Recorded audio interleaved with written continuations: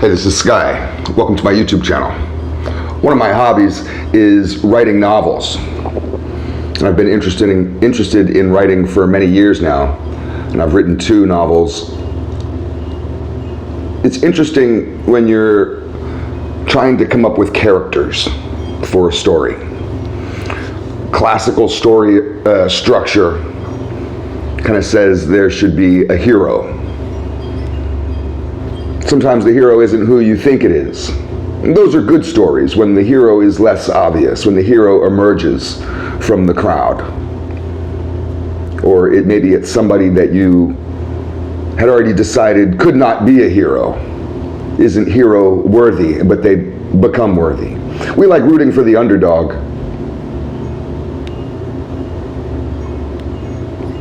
One of the aspects of a hero, which I found fascinating just to think about for my own personal life, was trying to understand, well, what makes a hero? Why is this guy different than the next guy? And what makes a hero, as opposed to just some average, everyday idiot, is that noble aim. They have a noble aim. This is a term that people use in classical psychology. The noble aim. So let's talk about the noble aim. Your aim is your direction, which implies forward movement, where you want to go, what your path is, what your destiny is, what your future is.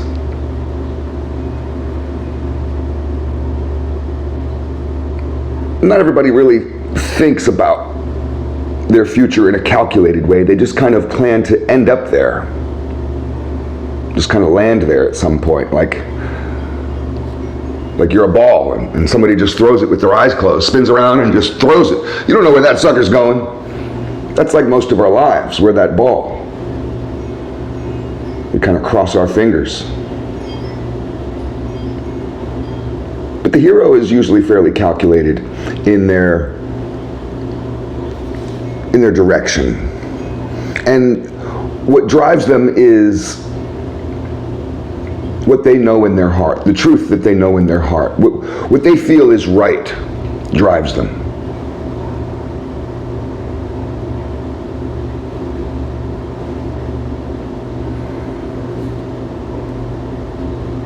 And that can be like a religion. Remember in that Conan movie with Arnold Schwarzenegger? He was very ideological and had his mission to serve Crom. We can think of many characters and stories that they have their mission and they know what's right. Think of Frodo in The Lord of the Rings. Constant temptation.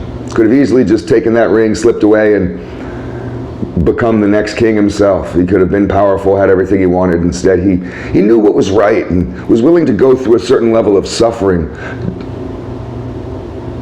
just to do what was right. Because that's what's in his heart. And that's what matters. Wouldn't be able to live with himself. Wouldn't be able to sleep at night if he didn't do what was right. And that word do implies movement, to do what was right, not just to feel right, which is, when we feel right, we just kind of take a side. Take a side of good and evil, like when you watch the news, you take a side.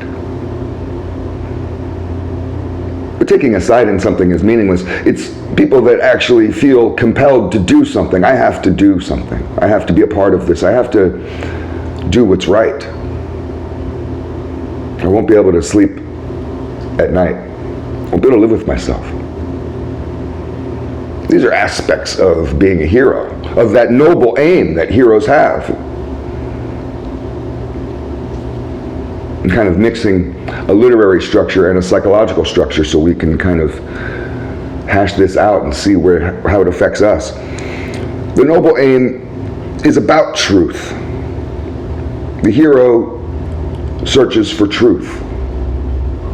Truth and justice.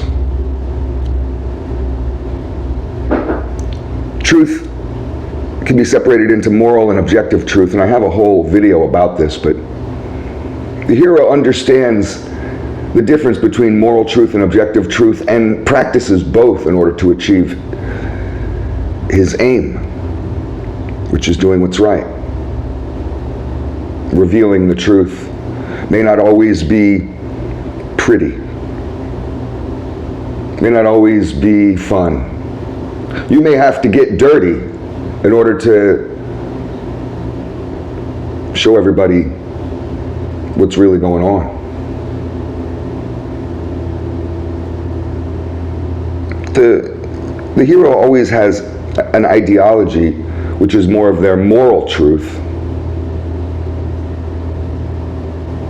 And to some people that may sound like grandstanding and monologuing and this kind of tear in the eye, hand over your heart, talking about ideological truth in this kind of way like patriots do. Some get it, some don't. A hero has both kinds of truth and lives in a world of truth. Wears truth like a tattoo. It's important. A lot of people run from truth, play games, hide, manipulate. Spend a lot of their time acting like weasels, and then when they get caught, they try to pretend like they're rabbits. Oh, I'm a good person. Yeah, really. These are these motherfuckers that fantasize about the purge. You know that movie? Right? Isn't that the one that I'm thinking about? Where it's like a certain time of year where they get to all go bonkers and go out and rob and kill and rape and whatever and just get it all out. That's the ultimate fantasy of the sucker, of the weakling. That you could just do that shit and get away with it. With no... And the only thing holding you back is the cops. That's why you don't punch the motherfucker in 7-Eleven that's in line in front of you. That's why you don't punch him in the back of the head. It's just because you might get arrested for it. And if you didn't, you'd go around doing shit like that all day long. Not the hero. Even in the purge, the hero would just sit there, arms folded, and say, no way. I'm not taking part in that. Because that shit's fucked up. I don't do that. The hero doesn't lie to themselves, and that's part of that moral truth. You don't lie to yourself. The hero is, even if it may be on the other side of suffering, the hero is always looking for a better world. Sometimes you have to burn the parts of the forest in order to create fertility in the ground, in the dirt. Forest management, they know about this. Firefighters know about this. That controlled burn.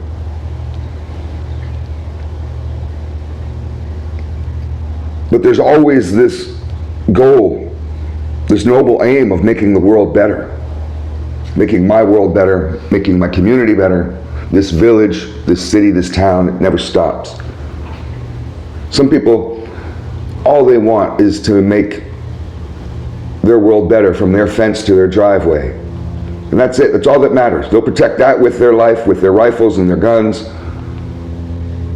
And everybody else can go fuck themselves. Right? That kind of isolation is what weaklings do. The hero, with his noble aim, doesn't engage in that. Superman could have done that anytime he wanted. Hey, I'm good. Fuck all you guys. I can pretty much handle my shit.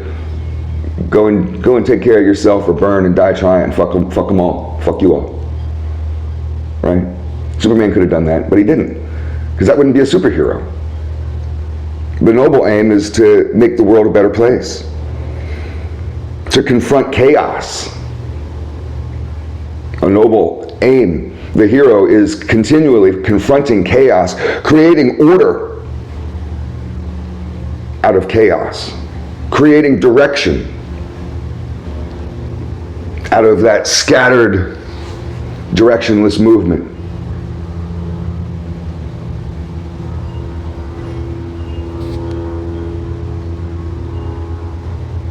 It's just interesting to think about this kind of stuff because we can easily start to see where we fall in the scheme of things. Are we heroes? Who are you in your story? Are you a hero in your story? It's your story. Your life is your story. That's your novel. That's your movie. You're the star of your own movie. Or are you? A lot of people aren't even the star of their own movie. They're not the hero in their movie. Why not? Why wouldn't you make yourself the hero of your own movie? And I'm not talking about ego. Not just shifting the focus of the camera over to some random character in the background. Are you a random character in the background of your own life? Step forward and reveal your greatness. That's that S underneath your shirt. You do that with that noble aim. It's all food for thought. Thanks for watching.